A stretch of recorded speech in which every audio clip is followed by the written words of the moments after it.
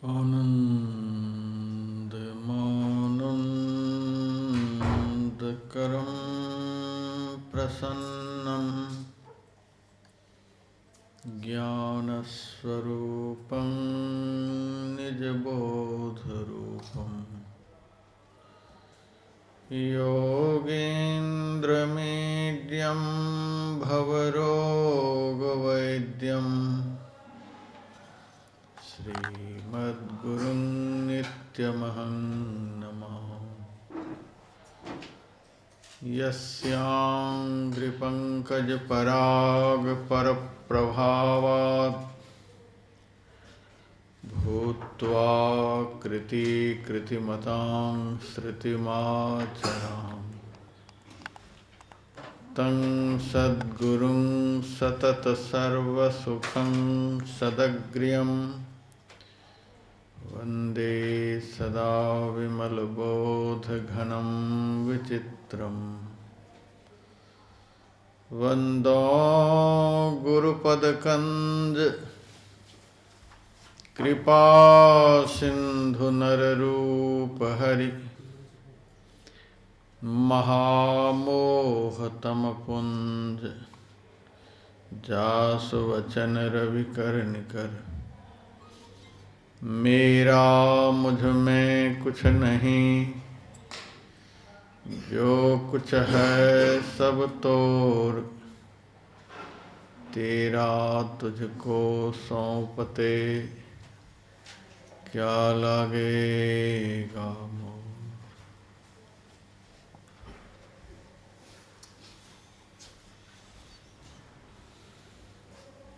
मंदिर के पवित्र परिसर में अपने जीवन और जन्म को सफल बनाने हेतु यहाँ आए हुए धर्म प्रेमी सज्जनों,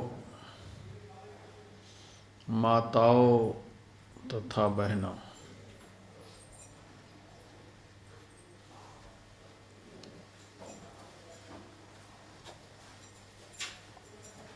प्रतिवर्ष इस स्थान पर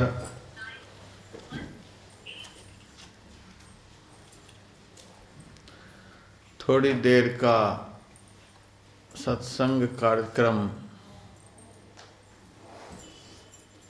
यहाँ होता है।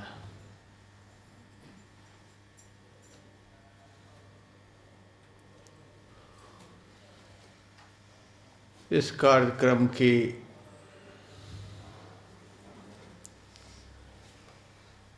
वर्ष में एक बार ही आवश्यकता नहीं है, बल्कि इस कार्यक्रम की मनुष्य के जीवन में प्रतिक्षण आवश्यकता है।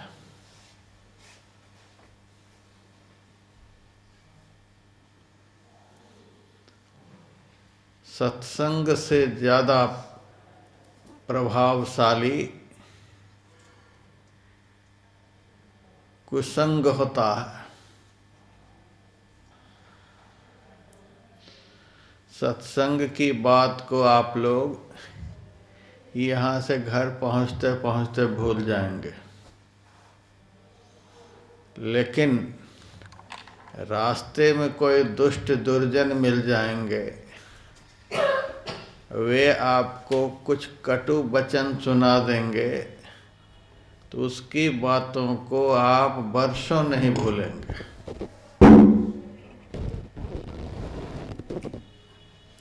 मन हम लोगों का अनादिकाल से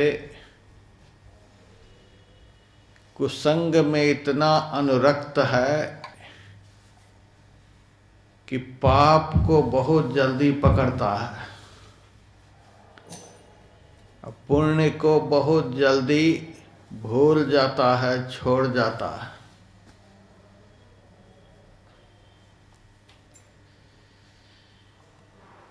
धर्म ग्रंथों में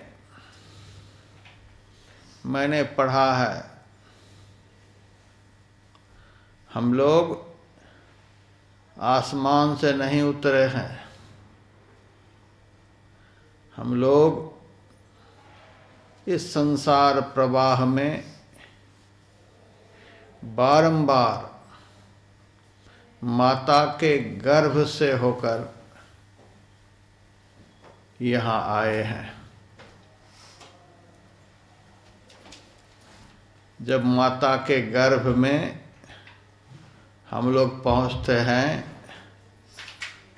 तो वहाँ की भयंकर वेदना को, वहाँ की भयंकर पीड़ाओं को बर्दाश्त नहीं कर पाते हैं, तो हृदय स्थित परात्पर ब्रह्म से प्रार्थना करते हैं, हे प्रभु, इस महान कष्ट से मुझे आप कब बाहर निकालेंगे।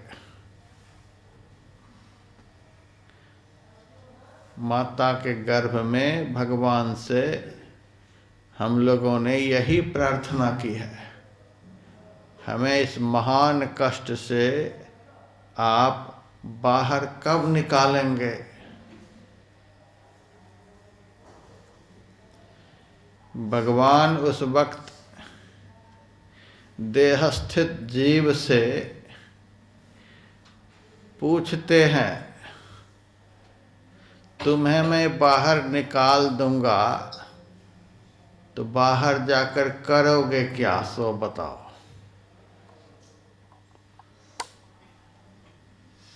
तब हमने भगवान से, जगत के नाथ से ऐसा कहा है कि यदि आप मुझे इस कष्ट से बाहर निकाल देंगे तो मैं आपका इतना भजन करूँगा, इतना भजन करूँगा कि दोबारा इस कष्ट में आना नहीं पड़े। यही शर्त करके, यही प्रतिज्ञा करके माता के गर्भ से हम लोग यहाँ आए हुए। बाहर मुझे निकाल दोगे तो आपका इतना भजन करूँगा कि दोबारा इस कष्ट में आना नहीं पड़े।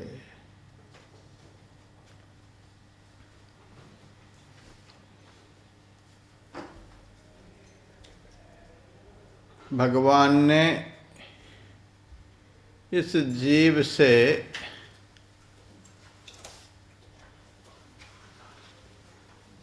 पूछा, यदि मेरा भजन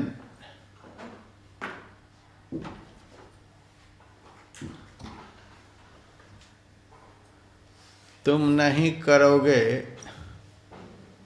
तो फिर मैं क्या करूँगा तुम्हारे साथ।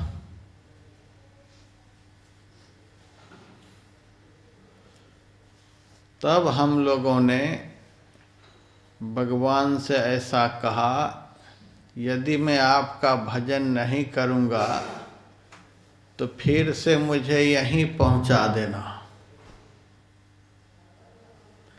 यही सब शर्त करके भगवान से हम लोग दुनिया में आए। और यहाँ क्या सब हो रहा है, सबको प्रत्यक्ष है।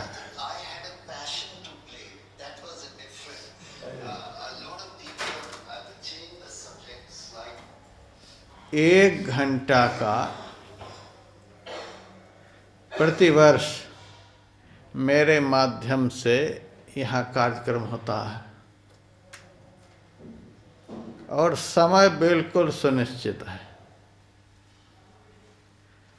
लेकिन सबके सब इस काम के लिए एक घंटा भी पूरे के पूरे नहीं निकाल पाते।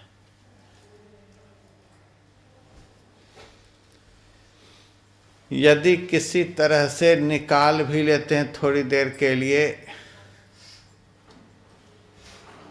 तो हमारे संचालक महोदय ने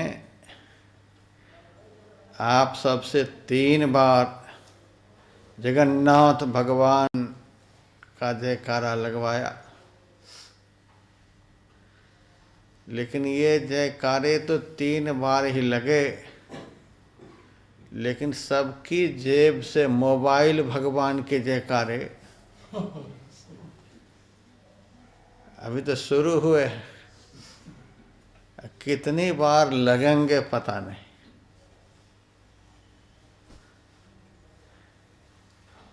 क्या हम लोग भगवान को किसी से कमजोर समझते हैं? सारी सृष्टि के मालिक परमात्मा है, इसीलिए परमात्मा का एक नाम प्रभु भी है। प्रभु का अर्थ होता है समर्थ। सबसे अधिक सामर्थ्यवान यदि कोई सृष्टि में है तो ये परमात्मा है। राजस्थान में एक संत हुए, दादू दयाल जी महाराज। उनसे जयपुर नरेश ने पूछा, महाराज आप बताओ, परमात्मा ने पहले दिन बनाया कि रात, सुबह की शाम, स्त्री की पुरुष, बीज की वृक्ष, क्या पहले बनाया? संत दादू दयाल जी महाराज ने कहा, एक चीज के बाद दूसरी चीज जो बनाते हैं वे बनाने वाले बहुत कमजोर होते हैं। हमारे परमात्मा कमजोर नहीं, इतने बलवान हैं, इतने ज्ञानवान हैं, समग्र सद्गुणों की उनमें इतनी पराकाष्ठा है कि एक शब्द सब कुछ किया, ऐसा समर्थ सो। उनमें संकल्प हुआ, एको हम बहुत श्यामा, मैं एक हूँ बहुत हो जाऊं। संकल्प मात्र से ही सब कुछ एक ही बार में बन गया है। बीज वृक्ष, सुबह शाम, दिन रात, स्त्री पुरुष, सब कुछ एक ही बार में बन गया है। और अकेले ही परमात्मा सबको बनाकर सबका लालन पालन भी कर रहे हैं।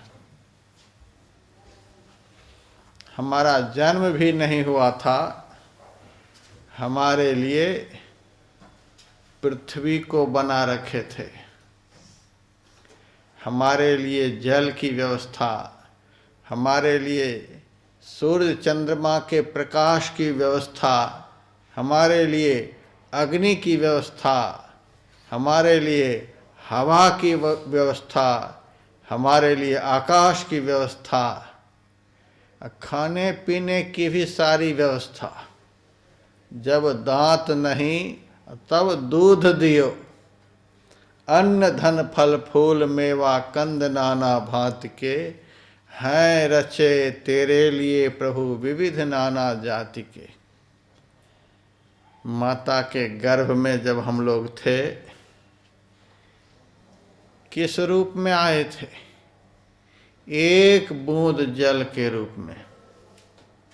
माता के पेट की जठराग्नि ने कितने मन अन्न को स्वाहा कर दिया, कितने जल को स्वाहा कर दिया, कितने फल फ्रूट को स्वाहा कर दिया, लेकिन वहाँ पर एक बूंद को वह जठराग्नि स्वाहा नहीं कर पाई। उस बूंद की रक्षा वहाँ पर कौन कर रहे थे? किसका नाम लेंगे? किस देवी देवता का नाम लेंगे? धरती पर के किस आदमी का नाम लेंगे?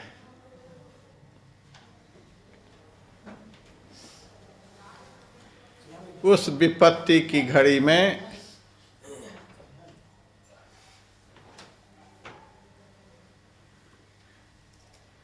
हमारी रक्षा किसने की है? किसका नाम लेंगे? भगवान को छोड़कर किसका नाम लेंगे? एक बूंद से हमको धीरे धीरे बनाते बनाते बनाते बनाते कितना बड़ा शरीर के अंदर ही बना दिया।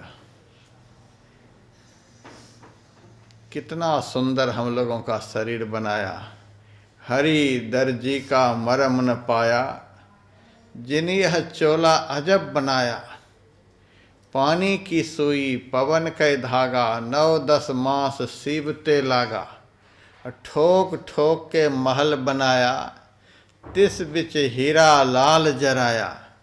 हरि दर्जी का मरम न पाया, जिन यह चोला अजब बनाया। कैसे कैसे बनाया, कौन बनाया वहाँ पर हमको। फिर बाहर निकाला, बाहर निकाल करके भी देखिए सारी व्यवस्था हमारे लिए। आज रक्तदान शिविर जहाँ तहाँ लगता है, 250 ग्राम 400 ग्राम रक्त कोई हमें दे देता है तो जीवन भर उनके उपकार को नहीं भूलते। इस आदमी ने विपत्ति की घड़ी में हमारी देह में इतना रक्त दान में दिया था। कभी कभी लोग नेत्र दान भी करते हैं। एक नेत्र यदि हमें कोई दे देता है तो देने वाले को जीवन भर नहीं भूलते हैं। इस आदमी ने हमें नेत्र का दान किया था। कभी कभी किसी की किडनी फेल हो जाती है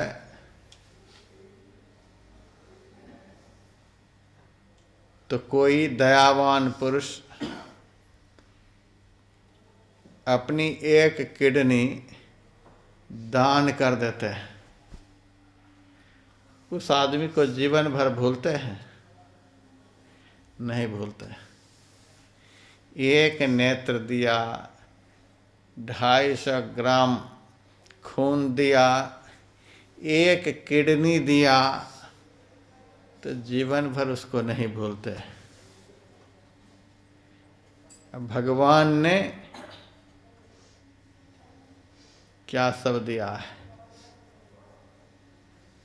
सब कुछ दिया। उनकी चर्चा हम 1 घंटा सुनने के लिए तैयार नहीं। सिनेमा हॉल में आप लोग देखते होंगे, हमने तो नहीं देखा है, आप लोग देखते होंगे। कुछ पैसे लगते हैं सिनेमा देखने के लिए, लेकिन हमने ऐसा सुना है कि सब लोग समय से पहले चले जाते हैं।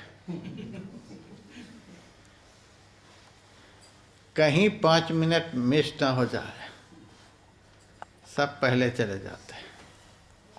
अब पहले कोई निकलते भी नहीं है, पूरा करके ही निकलते हैं। जिस चित्र को देखने से आदमी का चरित्र बिगड़ जाता है, पैसे भी खर्च होते हैं। पैसे लगाकर आज के मनुष्य अपने चरित्र को बिगाड़ रहा है और समय की सदुपयोगिता समझता है। 5 मिनट भी विलंब नहीं करता है। अभी मैं किनका चरित्र आप लोगों को सुना रहा हूं, जिन्होंने एक बूंद से माता के गर्भ में हमारी रक्षा की है। हमारे देव दुर्लभ तन को बनाया, यहाँ आते ही हमारे लिए सारी व्यवस्था की। उस परम हितकारी उपकारी परमात्मा का चरित्र सुना रहा हूं।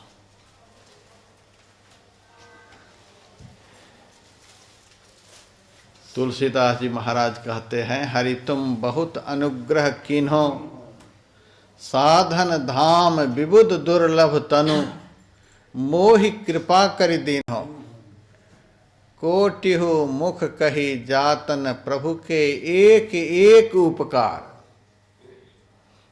एक मनुष्य के पास करोड़ों करोड़ मुंह हो जाए तो भी भगवान का इतना उपकार हमारे जीवन में है कि उस उपकार का वर्णन नहीं कर पाएंगे।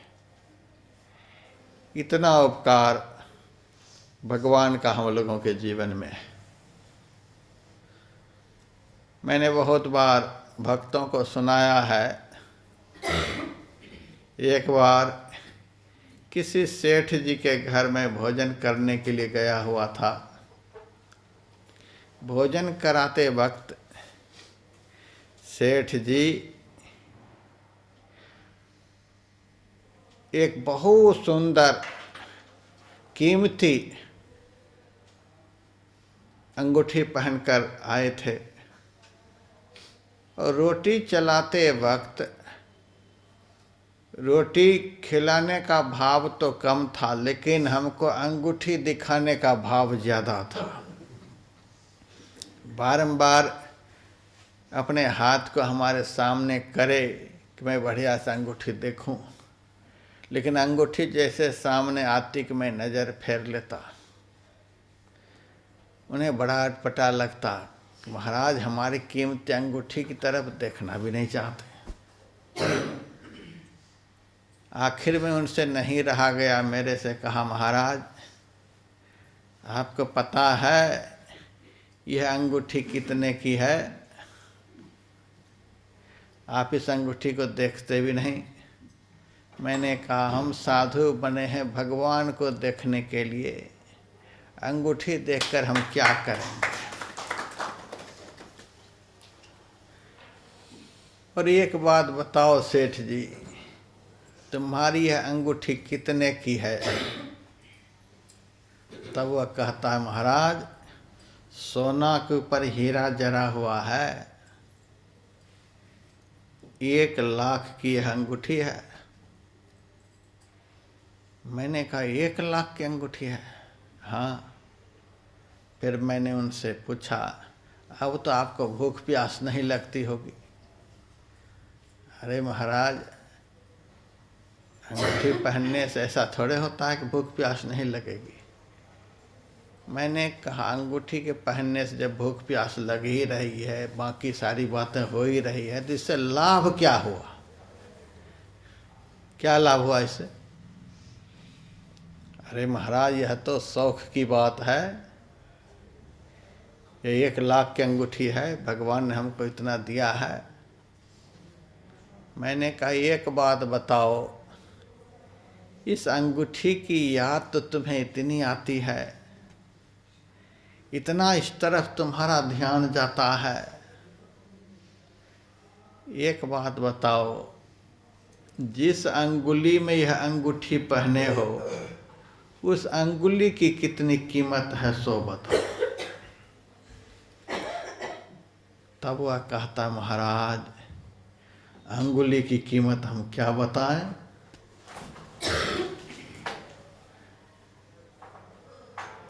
मैंने कहा, अंगूठी से तो ज़्यादा कीमत की अंगुली है, इसकी कीमत बताओ थोड़ा। महाराज इसकी कीमत तो हम नहीं बता सकते, यहाँ के भक्त भी नहीं बता पाएंगे। 1 करोड़ में भी 1 अंगुली बेचेंगे कोई? देंगे काट के? नहीं देंगे। भगवान ने जो आपको दिया है उसका महत्व समझिए। अरबों खरबों की संपत्ति भी 1 अंगुली के बराबर नहीं, इतना भगवान ने हमको दिया। फिर मैंने उनसे पूछा, अंगूठी से ज़्यादा कीमत की अंगुली है, और जिस हाथ में यह अंगुली है, इस हाथ की तो अंगुली से भी ज़्यादा कीमत होगी, क्योंकि हाथ में तो 5-5 अंगुलियां हैं। हाँ महाराज, अंगुली से ज़्यादा कीमत का हाथ है।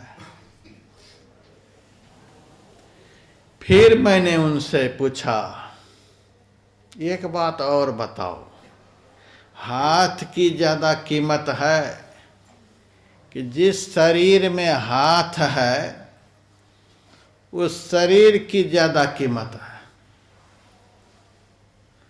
तब उन्होंने कहा, महाराज, हाथ से भी ज़्यादा कीमत का यह शरीर है। हम लोग अभी इस शरीर के महत्व को नहीं समझ पा रहे हैं,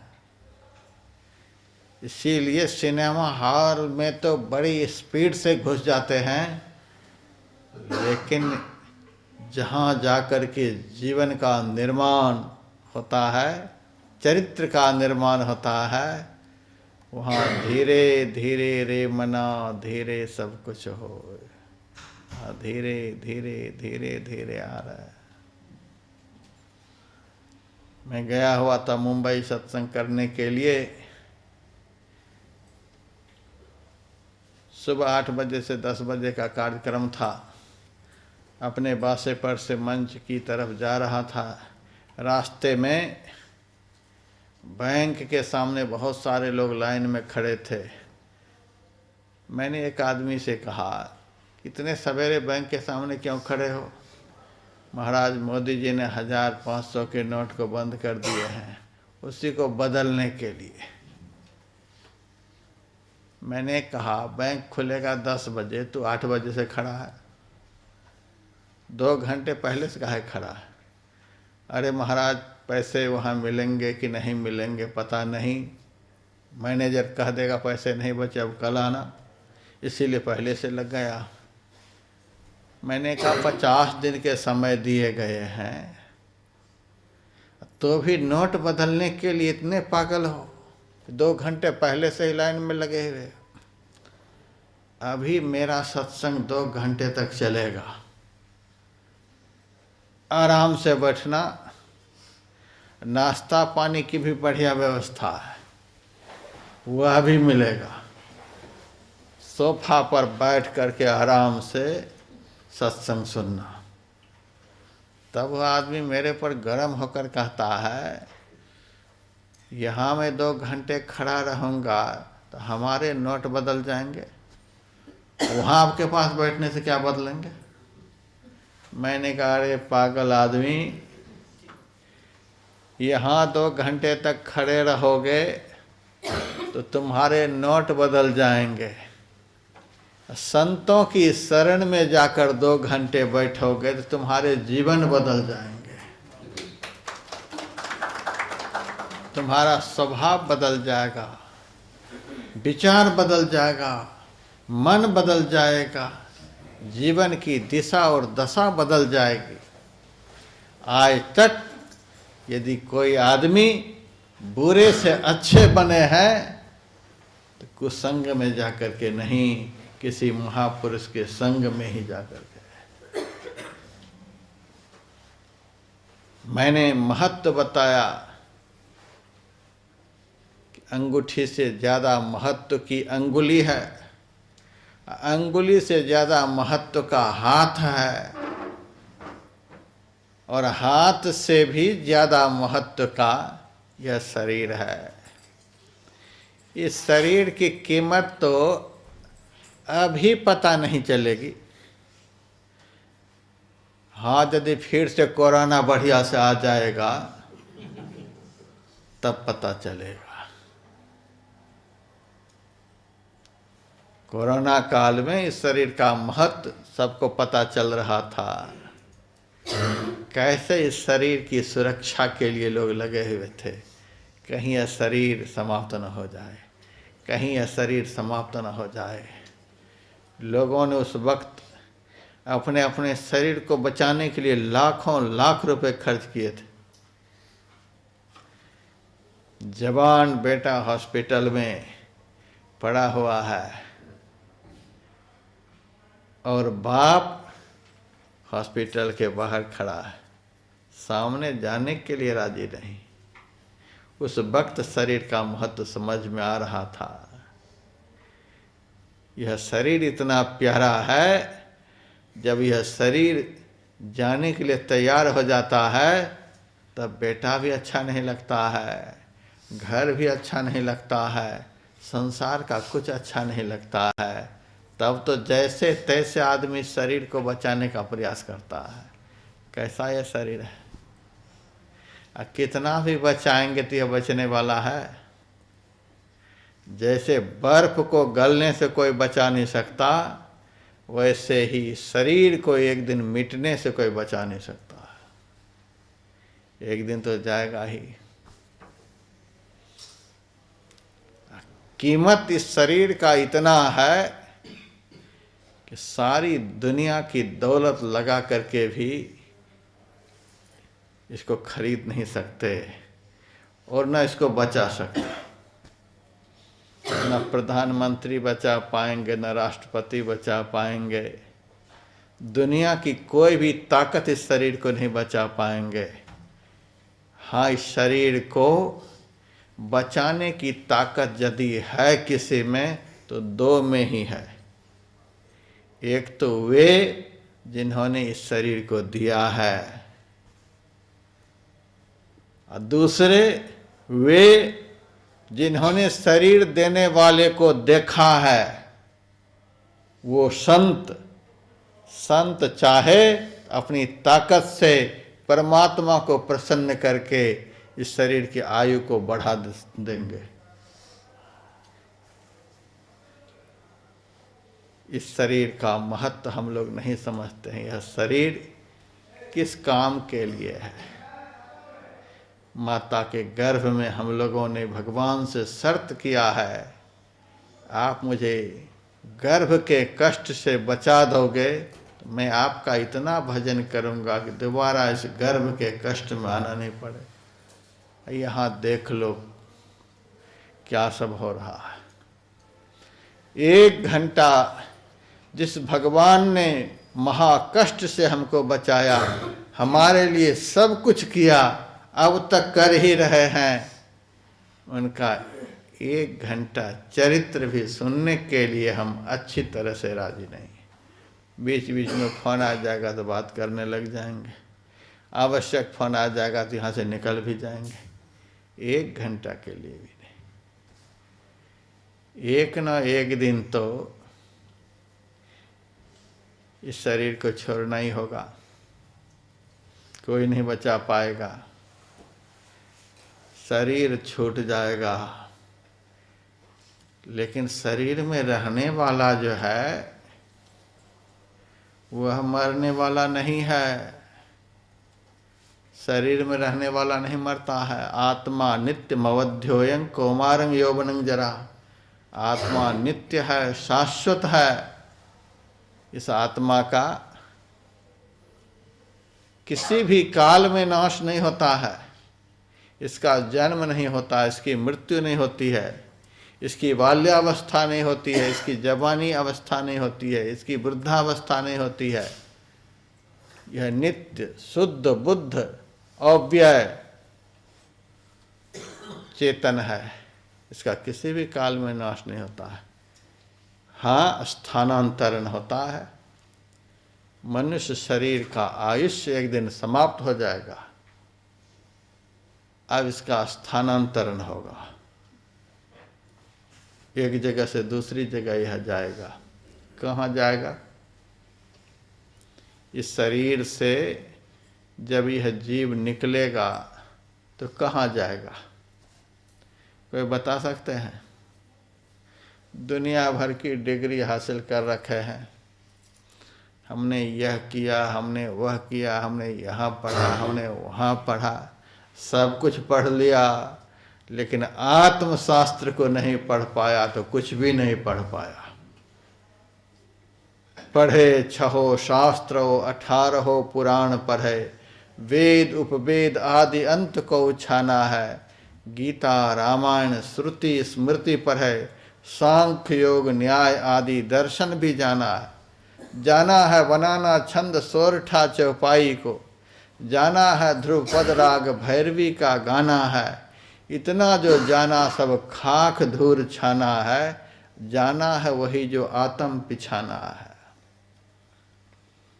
सारी जानकारी एक दिन धूल में मिल जाएगी, शरीर यहीं रह जाएगा, शरीर में रहने वाला कहाँ जाएगा? वह तो मरता है नहीं, अजर अमर अविनाशी है, कहाँ जाएगा? क्या उसकी व्यवस्था मरने के बाद की जाएगी? इस शरीर के नष्ट होने के बाद हम कहाँ जाएंगे? यह नहीं सोचना चाहिए हम लोगों को। उस दिन की व्यवस्था हम लोगों को नहीं कर लेनी चाहिए। आदमी 1 वर्ष के लिए सोचता है, 2 वर्ष के लिए सोचता है, जीवन भर के लिए सोचता है, और जीवन के बाद का जो लंबा जीवन है उस जीवन के लिए नहीं सोचता है। इस जीवन के बाद हमें जाना कहाँ होगा?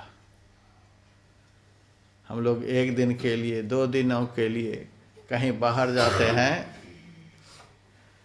तो घर के लोगों को समझा बुझा करके जाते हैं, हम तो जा रहे हैं, यह काम कर लेना, वह काम कर लेना, वह काम कर लेना। घर के सारे लोगों को समझा बुझा करके फिर हम जा रहे हैं। रास्ते के लिए कपड़े रख देना अटैची में, खाने पीने का भी कुछ सामान रख देना, कुछ पैसे भी साथ में रख लेते हैं। 2 दिनों के लिए हम यहाँ से चलते हैं तो घर की सारी व्यवस्था सबको समझा करके, और रास्ते में हमें कोई कष्ट नहीं हो इसके लिए सारी व्यवस्था करके 2 दिन के लिए। एक ऐसा भी तो दिन आएगा जिस दिन इस शरीर और इस परिवार को, इस संसार को छोड़कर सदा सदा के लिए जाएंगे, और बहुत जल्दी जल्दी में जाना होता है। मैं बेंगलोर गया था सत्संग करने के लिए। वहीं के बहुत बड़े पूंजीपति लोग थे, उनकी पत्नी समाप्त हो गई थी। घर के लोग बड़े शोकाकुल मुझे बुलाए, महाराज आप थोड़ा सा सबको सांत्वना दो, सबको समझाओ बुझाओ। मैंने अच्छी तरह से समझाया बुझाया, शास्त्र का प्रमाण दिया।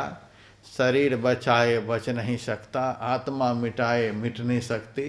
बहुत तरह से समझाया बुझाया, सबको बड़ी शांति मिली। जिसकी पत्नी समाप्त हो गई थी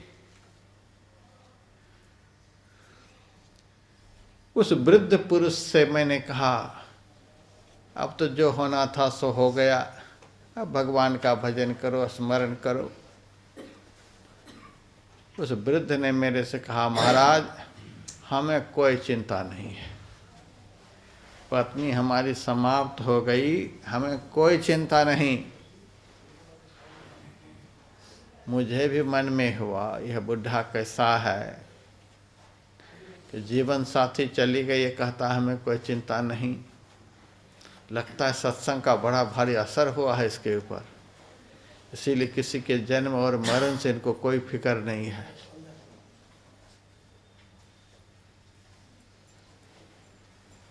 मैंने उनसे कहा, तुम तो बड़े अच्छे आदमी हो,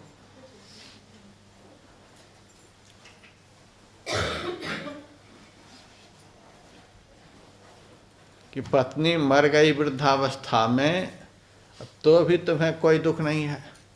नहीं नहीं महाराज हमको कोई दुख नहीं, बस एक ही बात का दुख है,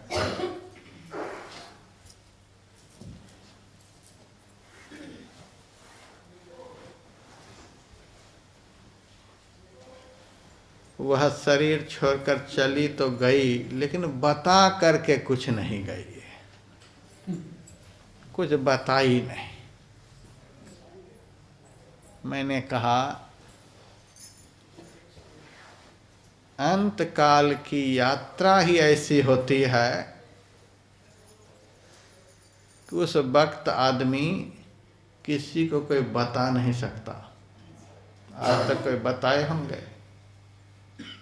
अंत काल बहुत जल्दी जल्दी में जाना होता है, किसी को कोई बता नहीं सकता। अब मैं जा रहा हूँ। किसी को कोई समझा भी नहीं सकता कि अब मैं जा रहा हूँ। किसी को कोई कार्य सुपुर्द भी नहीं कर सकता, यह सब कर लेना। बहुत जल्दी जल्दी में जाना होता है, जाना होगा बहुत जल्दी जल्दी में। सफर बहुत लंबा होगा।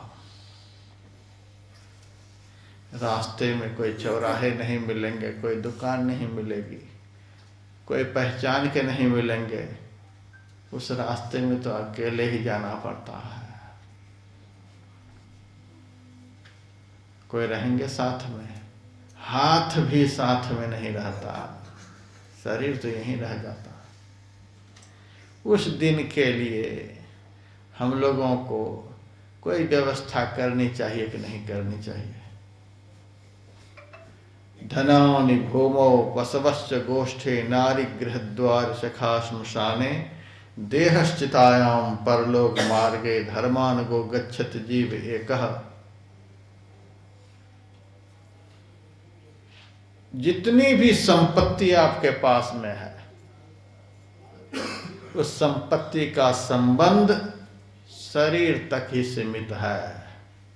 आप कितना भी संग्रह कर लो, अरब खरब, उस संपत्ति का संबंध शरीर तक ही सीमित है। शरीर से आपने जितना भी कमाया है, उसका संबंध शरीर तक ही सीमित है।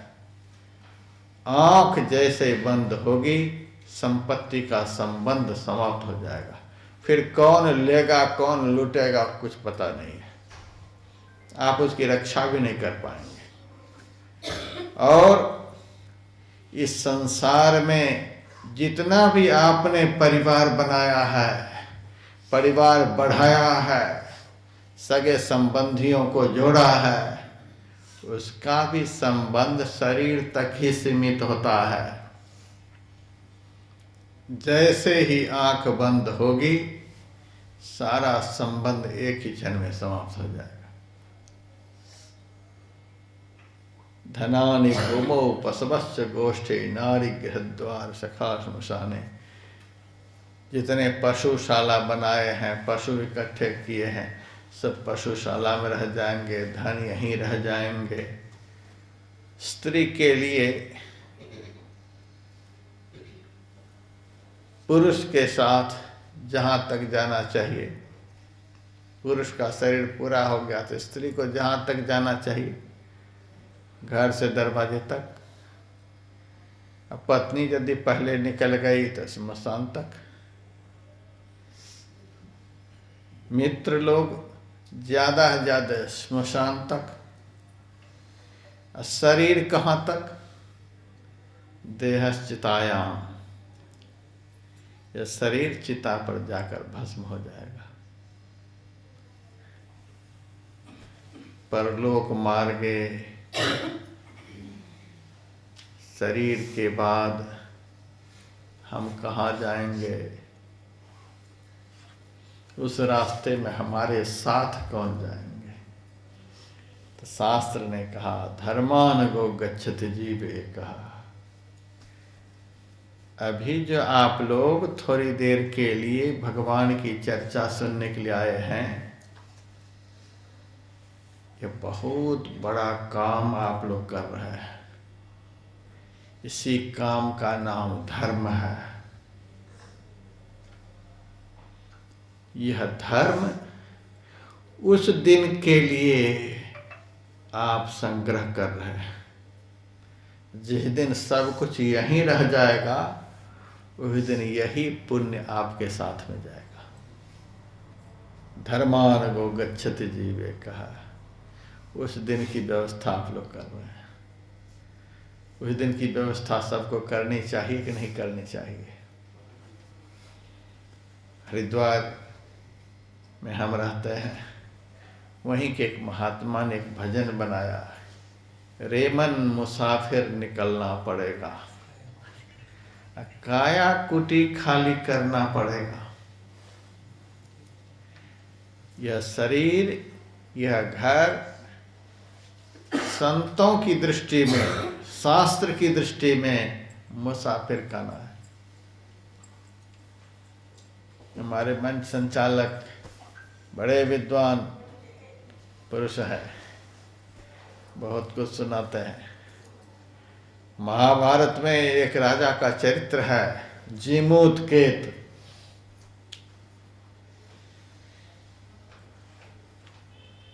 वह बड़ा अभिमानी राजा था और जिस महापुरुष ने 24 गुरुओं का ज्ञान महाराज यदु को दिया था, वे ही दत्तात्रेय जी महाराज उनको शिक्षा देने के लिए पागल आदमी के भेष में गए। राजा जीमूतकेत भोजन के लिए महल में गया हुआ था। दरबार खाली था, सिंहासन खाली पड़ा हुआ था। उस सिंहासन पर जाकर महाराज दत्तात्रेय जी बैठ गए। सिपाहियों ने देखा यह पागल आदमी राजा के सिंहासन पर आकर बैठ गया, शर्म भी नहीं आती। यह सिंहासन महाराज के लिए है, यह पागल आकर बैठ गया। बहुत थप्पड़ लगाए, कोड़े जमाए, तो भी उठने के लिए राजी नहीं। तब तक मैं जीमूत के दरबार में आया, देखा हमारे सिंहासन पर यह पागल बैठा हुआ है। रंज में आकर सिपाहियों को आदेश दिया, इनको कोड़े से अच्छी तरह से पिटाई करो। और पिटाई होने लगी। जितनी पिटाई हो उतने ही दत्तात्रेय जी महाराज खूब जोर जोर से हंसे। शरीर लोहो लुहान हो गया तो भी दत्तात्रेय जी महाराज हंस ही रहे। तब जीमूतकेत के मन में बड़ा आश्चर्य हुआ, इतनी पिटाई हुई, शरीर लोहो लुहान हो गया तो भी हंसता जा रहा है। इशारे से सिपाहियों को रोका और पूछा, इतनी पिटाई तुम्हारी हुई है तो भी तुम हंस रहे हो, तुम्हें कष्ट नहीं होता है? कहा, हमें कोई कष्ट नहीं होता। हंसते हो क्यों? तब दत्तात्रेय जी महाराज ने कहा, हंस रहा हूं इसीलिए कि थोड़ी देर के लिए मैं यहाँ सिंहासन पर बैठा हूं तो हमारी इतनी पिटाई हुई, जो इस सिंहासन पर दिन रात बैठ रहे हैं, वर्षों से बैठ रहे हैं, उनकी कितनी पिटाई होगी। थोड़ी देर के लिए मैं बैठा हूं तो हमारी इतनी पिटाई हुई, जो वर्षों से बैठ रहे हैं उनकी कितनी पिटाई होगी। जीमूतकेत ने कहा, तुम तो अनाधिकार चेष्टा कर रहे हो, तुम्हारा ये सिंहासन नहीं है, हमारा तो सिंहासन है, कोई अनाधिकार चेष्टा नहीं। हम तो यहाँ बैठा हूँ मुसाफिर खाना समझकर। ये मुसाफिर खाना है, मुसाफिर को बैठने के लिए है, यह जगह है। नहीं नहीं, यह मेरा सिंहासन है। दत्तात्रेय जी महाराज ने कहा, एक बात बता, मुसाफिर खाना तो उसी को न कहते हैं कि कहीं से आया जाए, कुछ देर विश्राम किया जाए, फिर वहाँ से कहीं चला जाया जाए। हाँ, एक बात बता, इस सिंहासन पर तुम्हारे से पहले कौन बैठा था? कहा, हमारे पिताजी बैठे थे। आज वे कहाँ हैं? उसका तो पता नहीं। का दोबारा लौट कर तो नहीं आया? लौट कर तो नहीं आया। तुम्हारे पिताजी से पहले भी तो कोई बैठे होंगे यहाँ। हाँ, वे कहाँ गए? पता नहीं। लौट कर कभी आया कि नहीं आया? लौट कर तो नहीं आया। अरे पागल, मुसाफिर खाना तो इसी का नाम है। आओ, कुछ देर बैठो और फिर यहाँ से जाओ। यहाँ अपना समझकर जो बैठता है उनकी बड़ी पिटाई होती है, यह मेरा है, यह मेरा है। यहाँ आकर रहे न कोई जो बड़े सुल्तान थे, जा समाये खाक में ओ नवाबो खान थे। ताज जर्री से जरे वे चमकते थे बरकबस, सब तरह से पास जिसके ऐश के सामान थे। 4 दिन नौबत बजाकर अपने अपने चल दिए, चाहे बेईमान थे चाहे वे ईमान थे। यहाँ से तो सबको जाना पड़ता है। बलि विक्रम वेणु दधीच गए, और पारथ गए जिन भारत ठाना। बाल गए बलराम गए जिनके कखरी 10 शीश लुकाना। गए दुर्योधन जंग जुरे जिन 64 कोश का छत्र बिताना। धरा का प्रमाण यही तुलसी, जो फरा सो झरा जो भरा सो बुताना। आए हैं सो जाएंगे राजा रंक फकीर, एक सिंहासन चढ़ी चल एक बंधे जात जंजीर। ये मुसाफिर खाना ही तो है। इस मुसाफिर खाना को किसने बनाया है? किसका नाम आप लोग बताएंगे?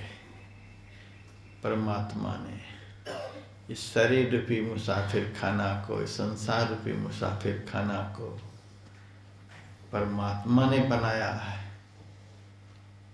हम लोग यहाँ आ गए हैं, कुछ दिनों के लिए आए हैं, फिर यहाँ से जाना पड़ेगा। इसीलिए कहा रे मन मुसाफिर निकलना पड़ेगा, काया कुटी खाली करना पड़ेगा। भाड़े के क्वार्टर को क्यों तुम संभाले, जिस दिन तुम्हें घर का मालिक निकाले, उसका किराया भी भरना पड़ेगा। रे मन मुसाफिर निकलना पड़ेगा। भाड़े का क्वार्टर है, लेकिन कभी कभी मैं देखता हूँ बड़ा बड़ा शहर में किराएदार यदि महाबली होता है, बलवान होता है, तो किराए के मकान को दबा लेता है। बहुत दिनों तक मुकदमा चलती है, खाली नहीं करता है। कमज़ोर मालिक तो घर छोड़ करके चला जाता, नहीं खाली करेंगे। लेकिन जिस मालिक ने किराए पर आपको इस घर में रखा है, वह कमज़ोर नहीं है। इतनी जल्दी जल्दी में यहाँ से निकाल देंगे कि आपको पता भी नहीं चलेगा कब निकले। इस घर को आप कब्जा नहीं कर सकते। यहाँ आकर रहे न कोई जो बड़े सुल्तान थे, ऊंचे बैठ कचहरी न्याव चुकावते। सो माटी मिल गए नजर नहीं आवते, तू माया धन धाम देख मत भूल रे, दिनाचार्य का रंग मिलेगा धूल रे। काया कुटी खाली करना पड़ेगा। भाड़े के क्वार्टर को क्यों तुम संभाले, जिस दिन तुम्हें घर का मालिक निकाले, उसका किराया भी भरना पड़ेगा। रेमन मुसाफिर निकलना पड़ेगा। किराए के मकान में रहा जाए, और यदि किराया नहीं समय से दिया जाए तो मकान मालिक रहने देंगे? किराया तो चुकाना ही पड़ेगा।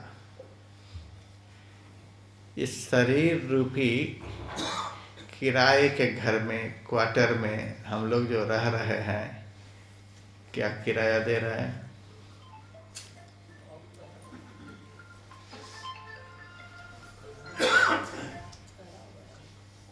क्या किराया दे रहे हैं? 1 घंटा के सत्संग में भी दिमाग स्थिर नहीं। 4 बार भोजन भजन 1 बार है, उसमें भी आती है आफत 1000 है। 1 घंटा में भी आप शांति से नहीं। इसका किराया क्या है? इस शरीर रूपी क्वार्टर में जो हम लोग रह रहे हैं, इसका किराया क्या है? भगवान का नाम लेना।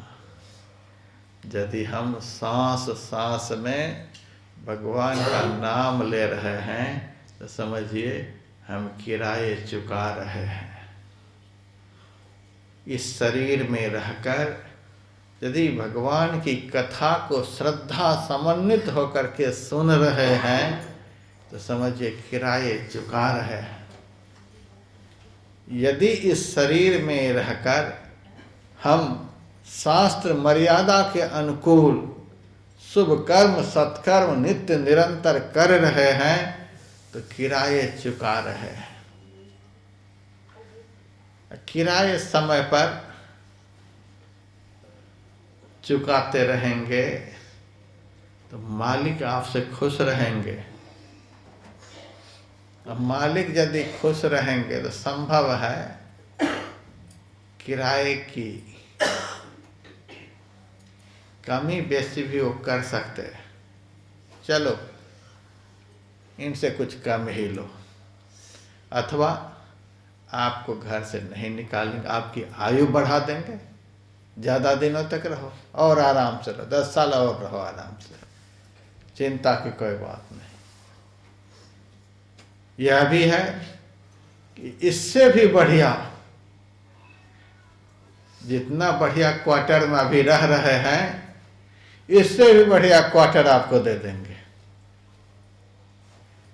भगवान श्री कृष्ण से अर्जुन ने कहा था, हे प्रभु आप भजन करने के लिए कहते हो, भजन करते करते भजन में हम पूरे नहीं हुए, बीच में ही मेरा शरीर पूरा हो गया तो हमारा क्या होगा? भगवान ने कहा, नेहाभिक्रमनाशोस्ति प्रत्यवायो न विद्यते स्वल्पमप्यस्य धर्मस्य त्रायते महतो भयात्। मेरे से जो प्रेम किया जाता है उस प्रेम के क्रम का कभी नाश नहीं होता है। जैसे तैसे आप लोग यहाँ आ गए, कुछ प्रेम जरूर भगवान से था तभी यहाँ आए, नहीं तो इस शहर में बहुत सारे लोग हैं नहीं आ पाए। भगवान में प्रेम था इसीलिए यहाँ आए। थोड़ी देर के लिए आए हैं, मेरे पास भी थोड़ा ही समय है, मेरे पास भी यहाँ सुनाने के लिए थोड़ा समय, आप लोगों के पास भी सुनने के लिए थोड़ा समय, लेकिन थोड़ी देर के लिए भी यहाँ आप आ गए हैं तो किन के पास आए हैं? भगवान की शरण में आए हैं, परमात्मा की चर्चा सुनने के लिए आए हैं। भगवान के प्रति आपका प्रेम था इसीलिए यहाँ आए हैं।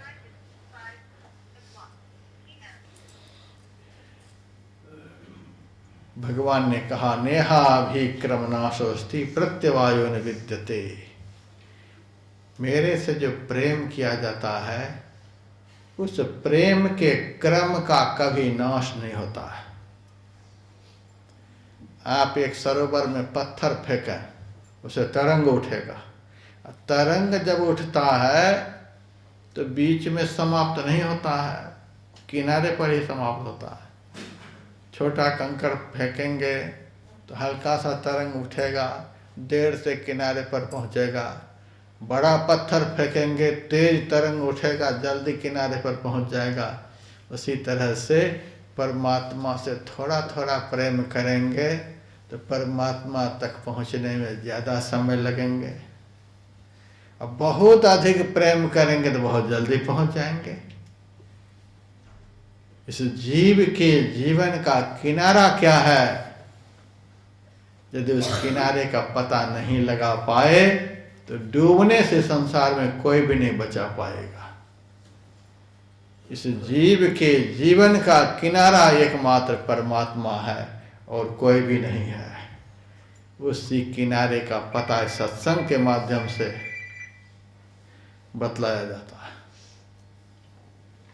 तो भगवान ने कहा, प्रेम जो मेरे से किया जाता है, थोड़ा भी कोई मेरे से प्रेम करता है तो उस प्रेम के क्रम का कभी नाश नहीं होता। किनारे पर लगेंगे, देर सवेर लगेंगे, शरीर यह छूटेगा, शरीर सबका छूटेगा, लेकिन थोड़ी देर भी जिन्होंने भगवान से प्रेम किया उसका भी शरीर छूटेगा।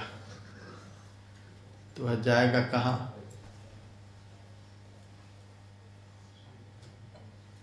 शरीर छूटने के बाद वह जाएगा कहाँ जिन्होंने थोड़ा भी प्रेम किया है?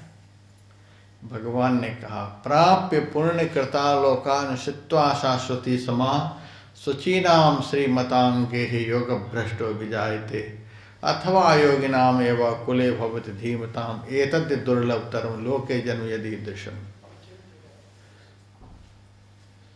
यहाँ से सीधा आप स्वर्ग में जाएंगे। यह पुण्य आपको, पुण्य जो है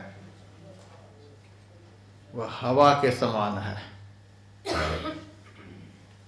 और पाप जो है वह पत्थर के समान है। पत्थर नीचे की तरफ जाता है, उसमें भारीपन होता है, हवा बहुत हल्की होती है, हवा ऊपर की तरफ जाती है। पुण्य जीव को ऊपर की तरफ लेकर के जाता है, अब पाप इस जीव को नीचे दुर्गति की तरफ लेकर के जाता है।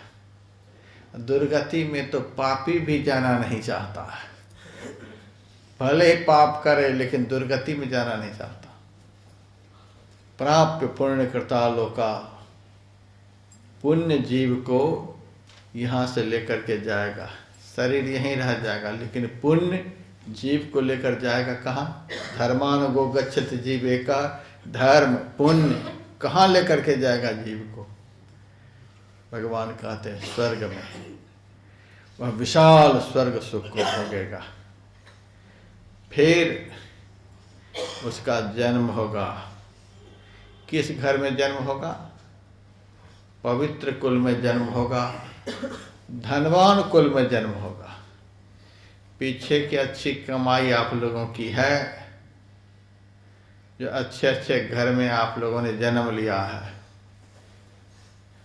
और अभी की कमाई को भी देख लीजिए, अब आगे हम कहाँ जाएंगे। पीछे की अच्छी कमाई से अभी मनुष्य शरीर में बढ़िया घर में जन्म लिए हैं, खाने की कोई कमी नहीं, रहने की कोई कमी नहीं, कपड़े की कोई कमी नहीं, सारी व्यवस्था आपके जीवन में है। और अभी की कमाई देख लीजिए, अभी की कमाई यदि अच्छी नहीं हुई तो आगे बहुत खतरा है। भगवान कहते हैं पुण्यकर्मी पुरुष विशाल स्वर्ग सुख को भोगता है, बाद में पवित्र कुल में उसका जन्म होता है, जहाँ का वातावरण बहुत पवित्र होता है। धनवान कुल में जन्म होता है, योगी कुल में उसका जन्म होता है। इसी प्रकार से उत्तरोत्तर अच्छा अच्छा जन्म पाकर अनेक जन्म संसिद्धि ततो याति परां गतिम, वह किनारे पर पहुँच जाता है, परमात्मा की शरण में पहुँच जाता है। तो यदि इस शरीर में रहते रहते शुभ कर्म सत्कर्म का संचय करते रहे तब तो विशाल स्वर्ग सुख को भोगेंगे। इस क्रम का कभी नाश नहीं होता है। नहीं तो बिना किराया चुकाए जबरदस्ती इस शरीर को कब्जा करना चाहेंगे। जिस परमात्मा ने इस शरीर रूपी क्वार्टर में आपको रखा है, वो परमात्मा जल्दी से कहेंगे खाली करो, और मनुष्य शरीर रूपी घर आपसे खाली करा लेंगे। अब भेजेंगे कहाँ? इस घर में रहने के काबिल तो नहीं, इस घर में तो तुम्हें इसीलिए रखा था। जो काम किसी भी शरीर रूपी घर से नहीं हो सकता, वह काम तुम इस शरीर रूपी घर से कर सकते हो। भगवान श्री राम ने कहा साधन धाम मोक्ष कर द्वारा। यह शरीर समस्त साधनों का घर और इस शरीर के अंदर मोक्ष का दरवाजा लगा हुआ है। धर्मशास्त्रों में लिखा हुआ सभी देवी देवता इस शरीर के अंदर में निवास करते हैं। देहस्था सर्व देवता, सारे तीर्थ इस शरीर में निवास करते हैं। देहस्था सर्व तीर्थानि, सारी विद्याएं शरीर के अंदर में निवास करती हैं। देहस्था सर्व विद्याश्च, सब कुछ इस शरीर के भीतर में है। इतना सुंदर शरीर, इसी शरीर से जीव अपना परम कल्याण कर सकता है। यदि इस शरीर का काम आप नहीं ले सके, ऐसे ही विषय भोगों में शरीर को गंवा दिया, तो जिनको देने के लिए आता है उनको लेने के लिए भी आता है। सुंदर शरीर आपसे भगवान छीन लेंगे, बढ़िया क्वार्टर आपसे छीन लेंगे, घटिया क्वार्टर में घुसा देंगे। वो घटिया क्वार्टर कौन सा है? कुत्ता को भी तो आप लोग देखते होंगे, बैल को भी देखते होंगे, सुअर को देखते होंगे। 84 लाख प्रकार की योनियां हैं। एक शरीर से दूसरे शरीर में, दूसरे शरीर से तीसरे शरीर में घूमते घूमते जब 2.25 अरब वर्ष व्यतीत हो जाते हैं, तब कहीं संभव है कि भगवान की कृपा से मनुष्य शरीर पे क्वार्टर हाथ लगेगा। गधा के शरीर से मरकर पुनः गधा के शरीर में जाना आसान है, बैल के शरीर से मरकर पुनः बैल के शरीर में जाना आसान है, लेकिन मनुष्य देह त्याग करके पुनः मनुष्य देह में आना, यह तो बहुत मुश्किल है। उपनिषद ग्रंथ में लिखा हुआ है, ये चेद वेदी दत्त सप्तमस्ति न चेद हावेदीन महति विनष्टि भूतेश भूतेश विचित्र धीरा प्रत्यासमाल्लोकात्मृता भवंती। यदि इस जन्म में ब्रह्म को जान लिया तब तो ठीक है, यदि नहीं जाना तब तो बड़ी भारी हानि है। व्यापार में नुकसान हो जाना यह बहुत बड़ी हानि नहीं है। हमें पुत्र नहीं हुआ यह बहुत बड़ी हानि नहीं है। लड़की की शादी समय पर नहीं हो पाई यह बहुत बड़ी हानि नहीं है। इलेक्शन में हम जीत नहीं पाए यह बहुत बड़ी हानि नहीं है। दुनिया का कुछ भी नुकसान हो गया यह बहुत बड़ी हानि नहीं है। लेकिन बिना भजन किए यदि मनुष्य तन हाथ से निकल गया तो जीव के लिए यही बहुत बड़ी हानि है। कब तक में यह शरीर हाथ लगेगा फिर पता नहीं है।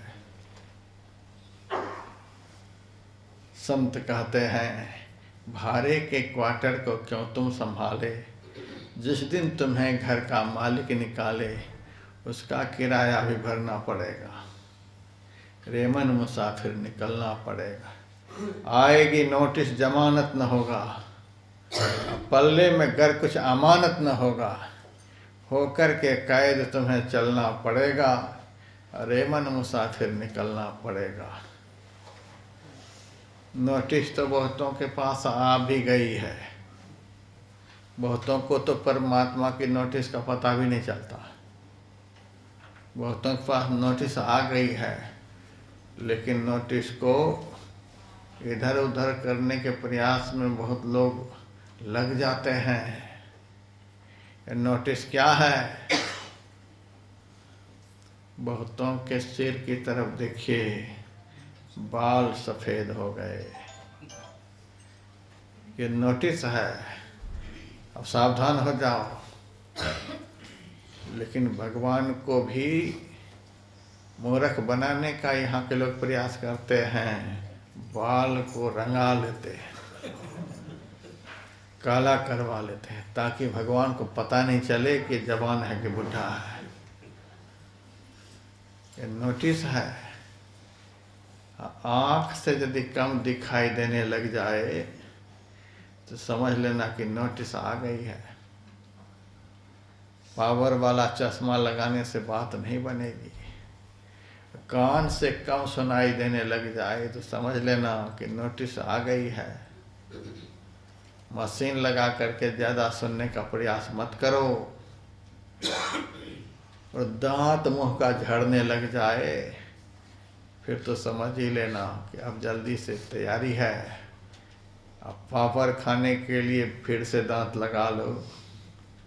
तो भगवान को सब पता है। जासन कर्म छिपावत हो वह देखत है, घट में घर छाए।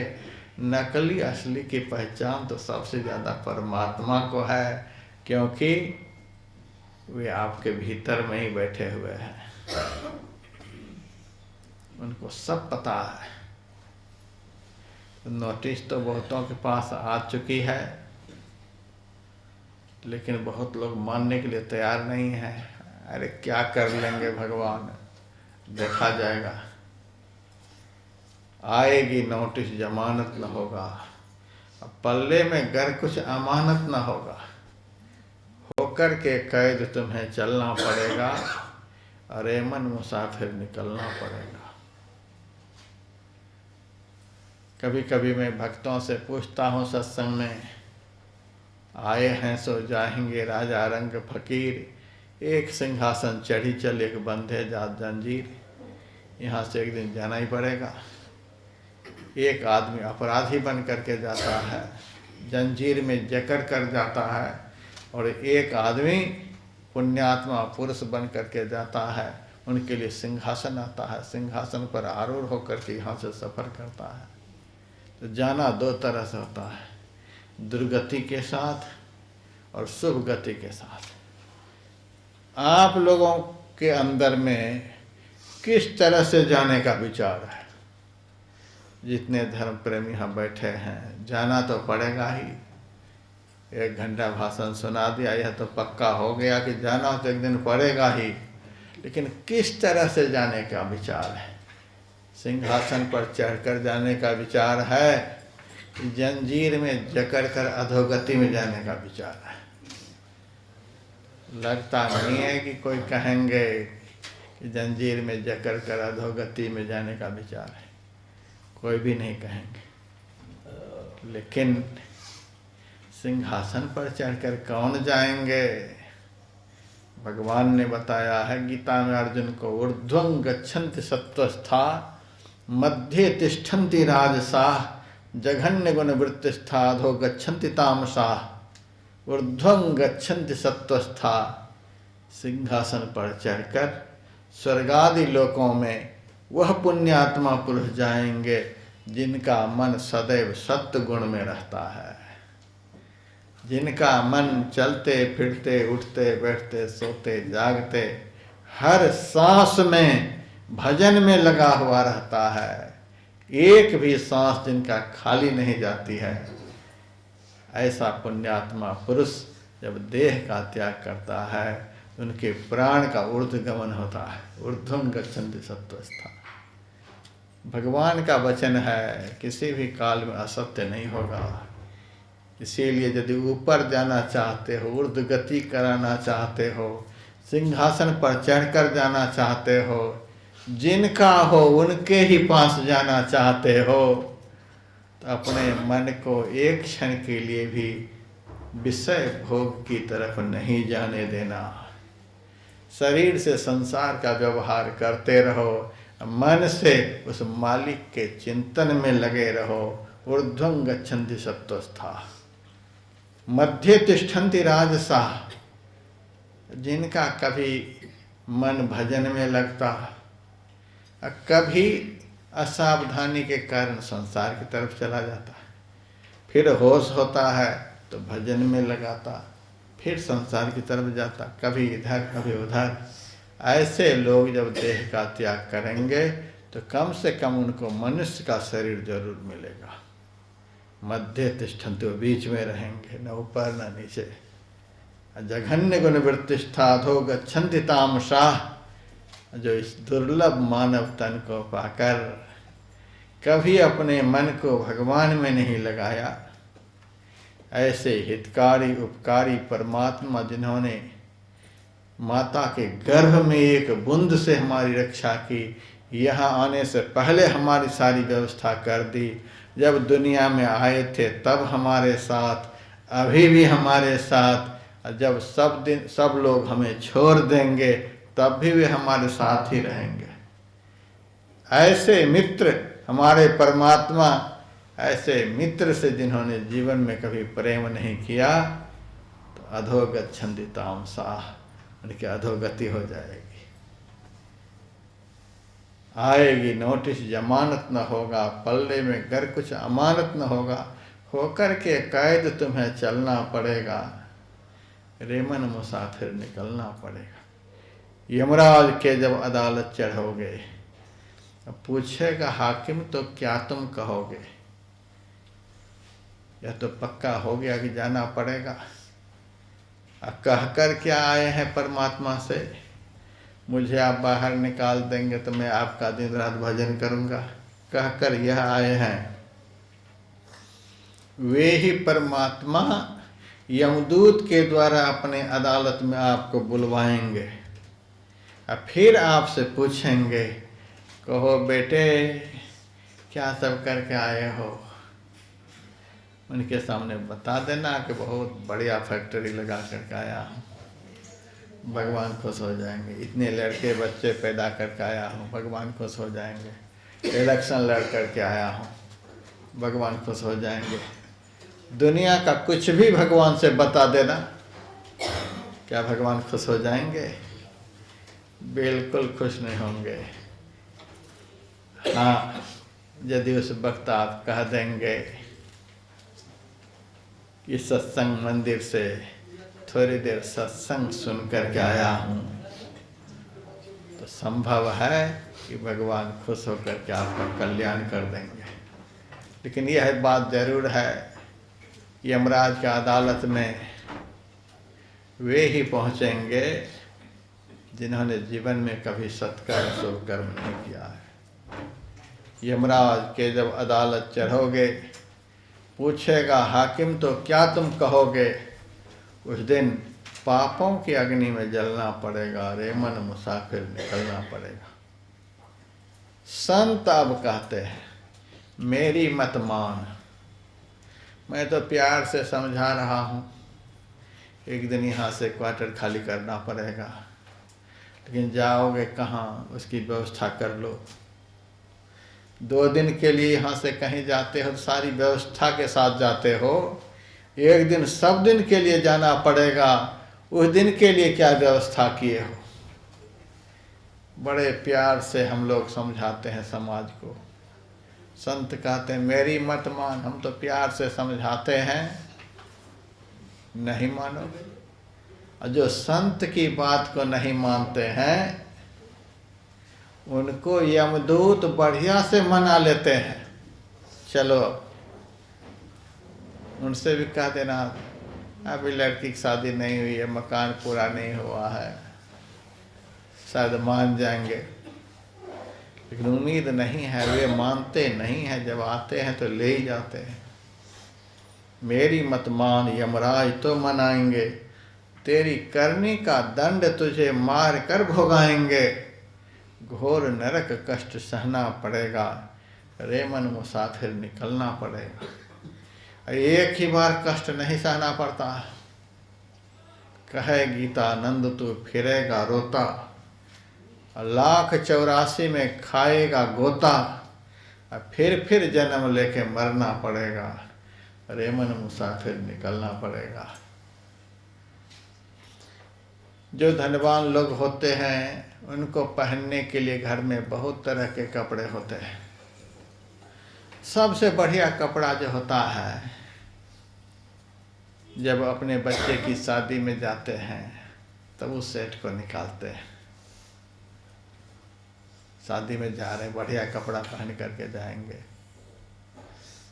और उस वक्त यदि सबसे घटिया कपड़ा पहन करके जाएंगे, कोई अच्छा कहेगा?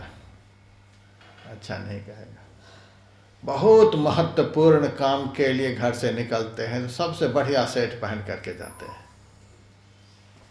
और सबसे बढ़िया सेट पहन करके कोई नाली में जाकर के टट्टी पेशाब की सफाई करने लग जाए तो भी उसे अच्छा नहीं कहता। इतना बढ़िया कपड़ा पहन कर कौन सा काम कर रहा है? थोड़े से कपड़े की मर्यादा भी समझो। सबसे बढ़िया सेट पहनो तो सबसे बढ़िया काम उससे करो, तब उस सेठ की मर्यादा मानी जाएगी। परमात्मा ने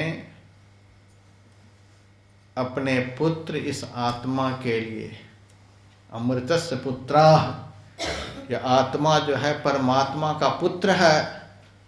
परमात्मा ने अपने पुत्र को पहनने के लिए 84 लाख प्रकार के कपड़े बनाए।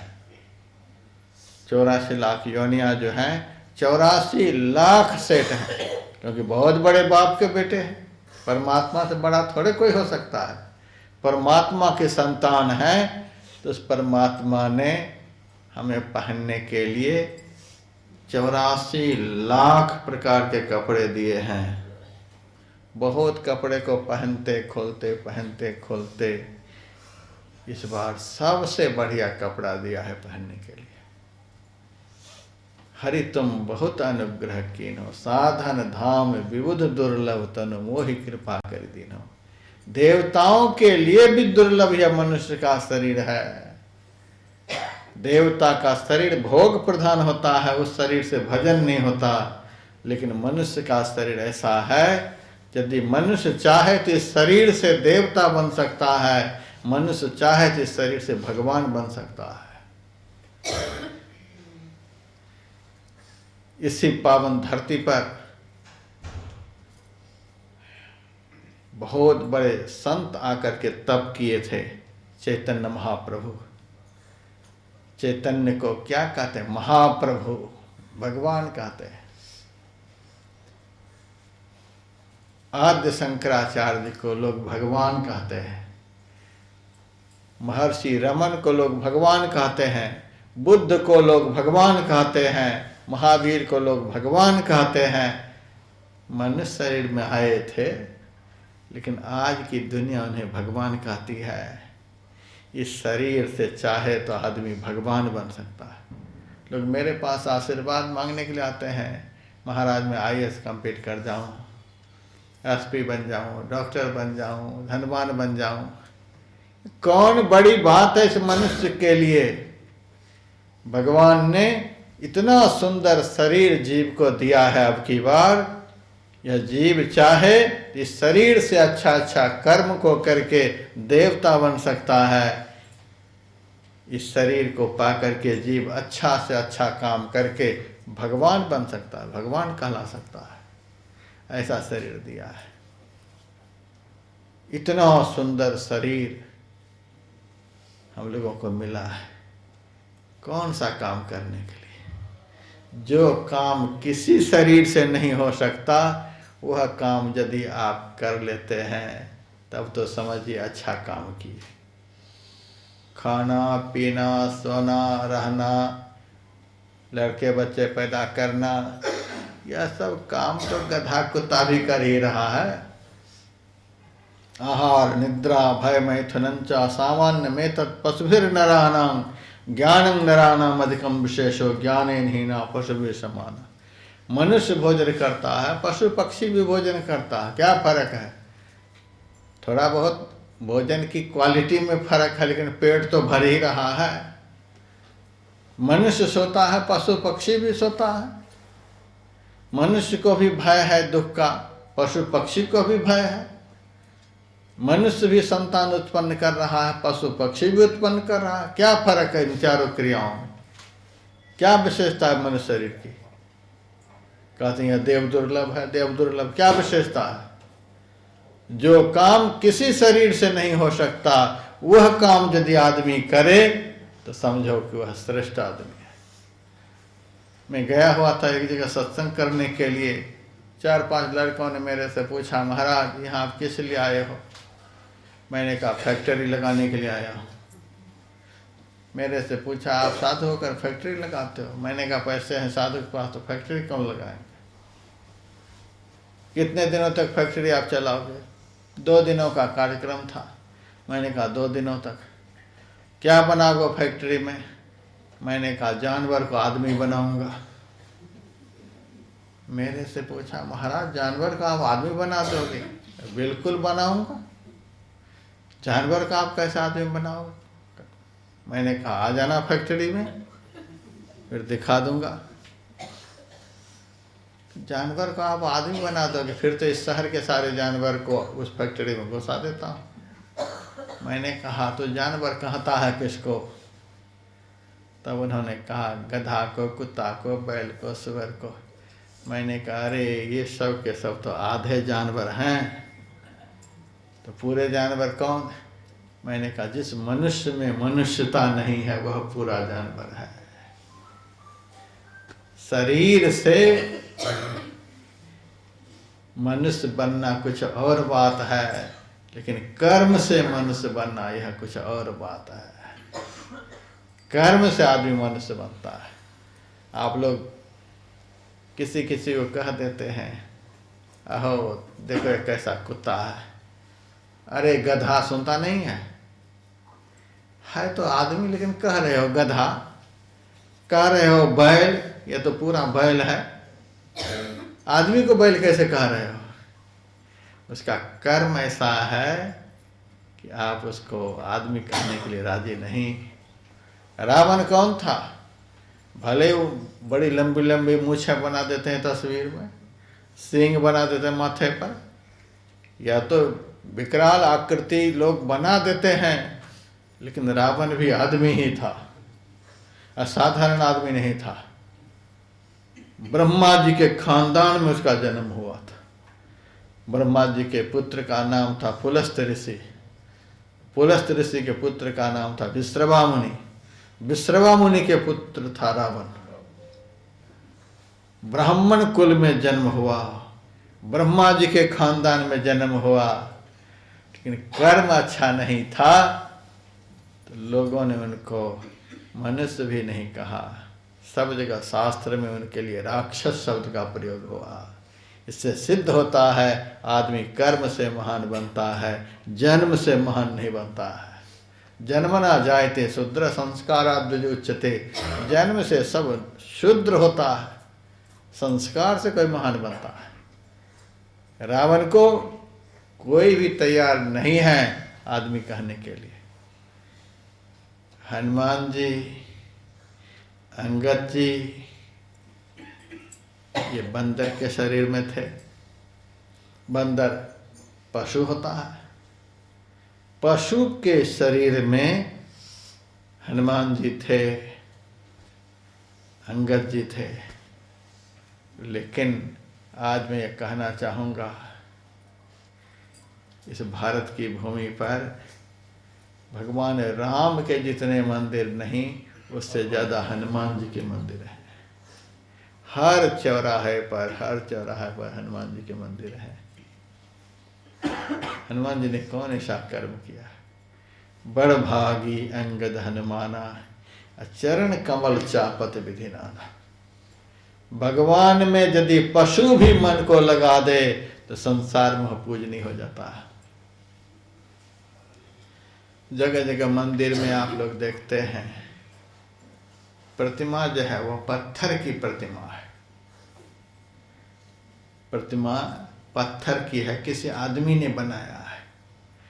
यहीं जगन्नाथपुरी में प्रतिमा देखिए, आदमी का बनाया हुआ है, लेकिन लोग उनको भगवान मानते हैं। क्यों मानते हैं? उस प्रतिमा को क्या कहते हैं? जगन्नाथ भगवान। भगवान का नाम यदि पत्थर में जुड़ जाए तो पत्थर भी पूजनीय हो जाता है। उस पत्थर को आप पत्थर नहीं कहते हैं, भगवान कहते हैं, जगन्नाथ भगवान। आपने नाम जोड़ दिया उस पत्थर के साथ भगवान का।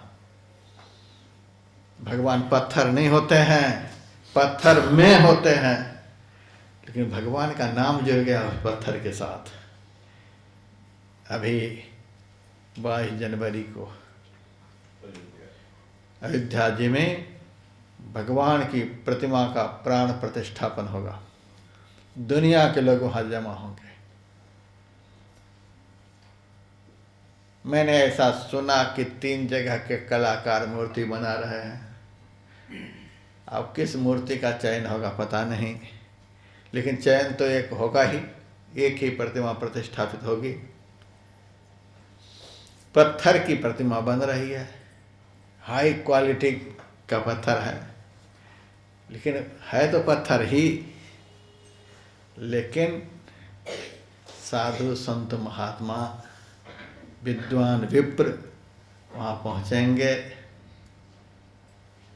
तब तक उस प्रतिमा की पूजा नहीं होगी जब तक कि उसमें प्राण प्रतिष्ठा नहीं होगी।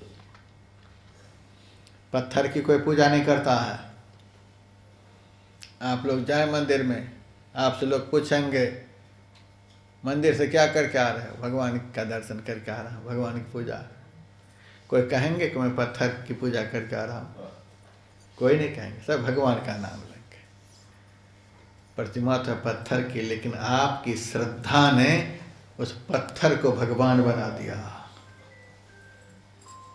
तो तब तक प्रतिमा की पूजा नहीं होती जब तक कि उसमें प्राण प्रतिष्ठा नहीं हो जाती।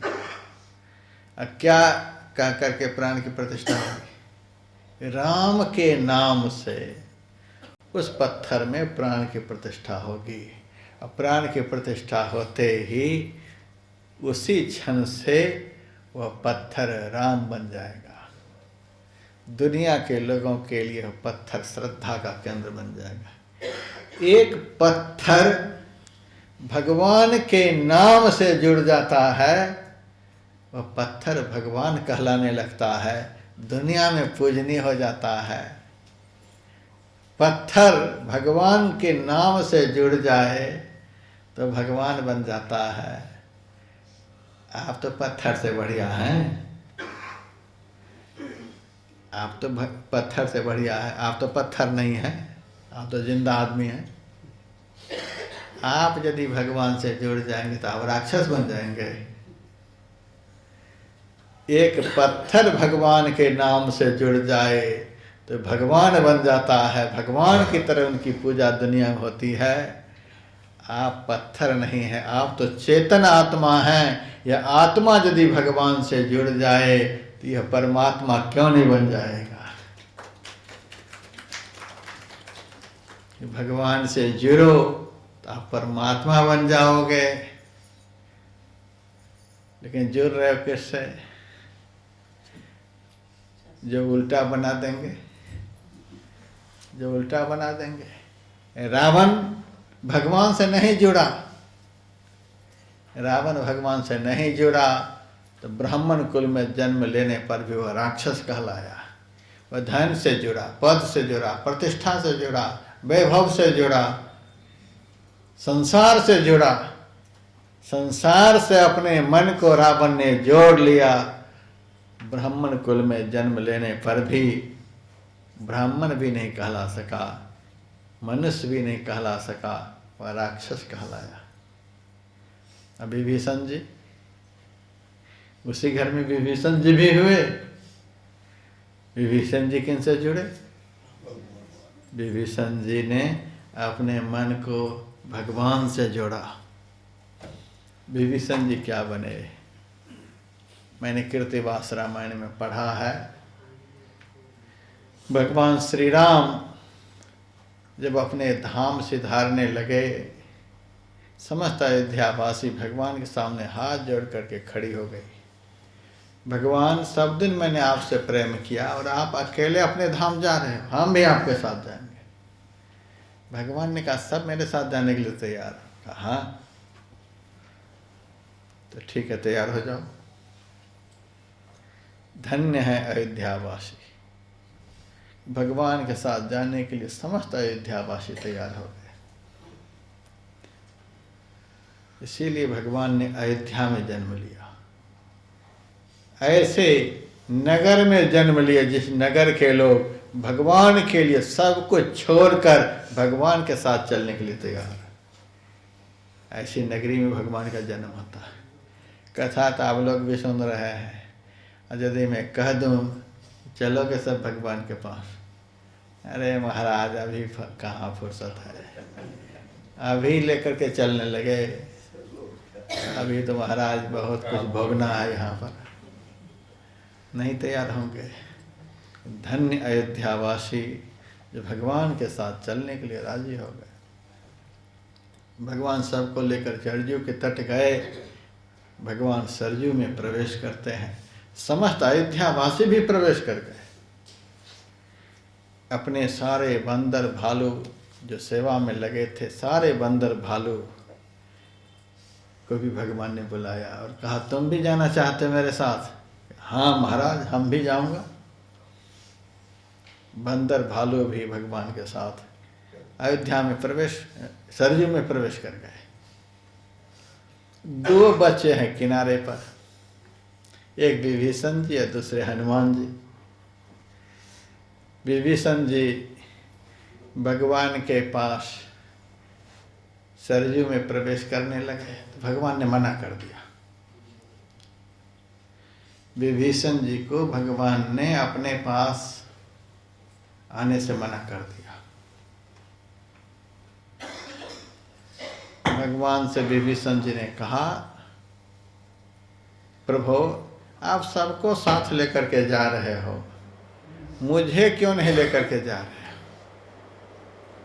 तो छोड़ दो, अब किनारे पर हम हैं,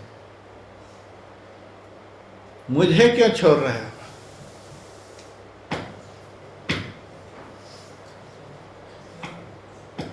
भगवान ने विभीषण जी से कहा, हे विभीषण,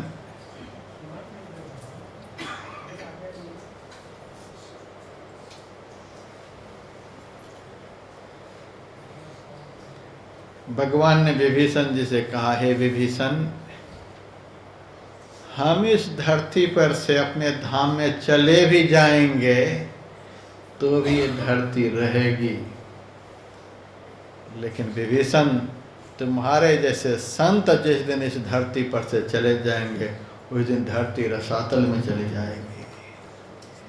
आग लगी आकाश में, चुई चुई पड़े अंगार, संत न होते जगत में जल जाता संसार। तुम जब चले जाओगे संसार नहीं रहेगा, संत से ही यह संसार टिका हुआ है।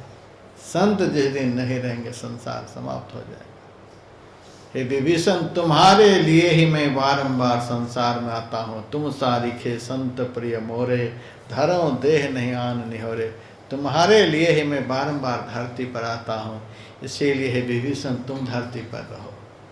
विभीषण जी भगवान के साथ जाना चाहते हैं, भगवान ने रोक दिया। अब हनुमान जी को भगवान बुला रहे हैं, सब मेरे साथ जा रहे हैं। हनुमान, तूने हमारी बड़ी सेवा की, तू चल मेरे साथ। हनुमान जी ने कहा, मैं नहीं जाऊंगा आपके पास, न साथ जाऊंगा। विभीषण जी जाने के लिए तैयार हैं तो भगवान ले जाने के लिए तैयार नहीं, तुम रहो यहीं। हनुमान जी को बुला रहे हैं तो हनुमान जी जाने के लिए तैयार नहीं। पहली बार आज्ञा का पालन नहीं हो रहा, मैं नहीं जाऊंगा आपके साथ। तो मेरे साथ तो चलने के लिए तैयार क्यों नहीं है? हनुमान जी ने कहा, आप तो मुझे लेकर यहाँ से बैकुंठ चले जाओगे, मुझे बैकुंठ में बिठा दोगे, लेकिन आप तो वहाँ रहोगे नहीं। आप तो वहीं सदैव निवास करते हो जहाँ संत निवास करते हैं। मैं तो ऐसे के पास रहूँगा कि जिसके बिना आप वैकुंठ में भी नहीं रहते। मैं तो संत के पास रहूँगा, और जब तक इस धरती पर संत के मुँह से आपकी कथा होती रहेगी तब तक मैं गदा लेकर के इस धरती की रक्षा करता रहूँगा। भगवान के सामने हनुमान जी ने ऐसा कहा। देखो कर्म से आदमी क्या बन जाता है। बानर के शरीर में हनुमान जी, लेकिन कर्म उन्होंने ऐसा किया कि भगवान भी हनुमान जी की बड़ाई करते आघाते नहीं हैं। भरत भाई कपि से उरिन हम नाही, आघाते नहीं है भगवान, हनुमान जी की बड़ाई करते। राक्षस कुल में जन्म हुआ विभीषण जी का, लेकिन कर्म जो उनका महान हुआ। भगवान ने कहा, तुम्हारे लिए मैं बारंबार इस धरती पर आऊँगा, तुम्हारे जैसे संत के लिए मेरा अवतार होता है। इससे सिद्ध होता है आदमी कर्म से ही महान बनता है। और मैं यह कह सकता हूँ, यह मनुष्य का शरीर संसार के सभी शरीरों से श्रेष्ठ है, और इस श्रेष्ठ शरीर से थोड़ा सा चुनाव कर लो कि सबसे श्रेष्ठ कर्म कौन सा है। सबसे श्रेष्ठ कर्म वह है जिस कर्म के करने से आदमी भगवान बन जाता है। वही श्रेष्ठ कर्म यह है जो अभी आप लोग कर रहे हैं। सत्संग करते करते करते एक दिन आदमी नहीं रह जाता, वह भगवान बन जाता है। यह शुभ कर्म, यह सत्कर्म थोड़ी देर के लिए मेरा समय यहाँ बनता है। समय की बड़ी प्रतिबद्धता मेरे जीवन में है। एक दिन का समय किसी तरह से सत्संग के उद्देश्य से आप लोगों के लिए मैं निकालता हूँ। यद्यपि मेरा सत्संग कार्यक्रम इस तरह का नहीं होता जिस तरह से यहाँ चलता है, फिर भी हमारे आयोजक इतने प्रेमी हैं, इनके प्रेम को देख करके मुझे आना पड़ता है। आप लोग भी प्रेमी हैं, लेकिन आगे से कभी मेरा आना हो तो इस तरह से आना नहीं हो। सिनेमा हॉल का भी कुछ नियम होता है, दफ्तर का भी कुछ नियम होता है, सब कुछ का कुछ नियम होता है।